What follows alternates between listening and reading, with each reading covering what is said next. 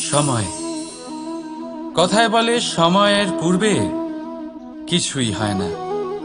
প্রতিটা ঘটনার একটা সময় থাকে। সময়ের আগে না সূর্যোদয় হয় আর না সূর্যাস্ত হয়। সময়ের পূর্বে গাছে না ফুল ফোটে না ফল ধরে। কিন্তু একটা কথা ভেবে দেখুন, যদি বর্ষা আসার আগে কৃষক ভূমিকে না প্রস্তুত করে, বীজ রোপণ না করে, তাহলে কি ফসল ফলবে?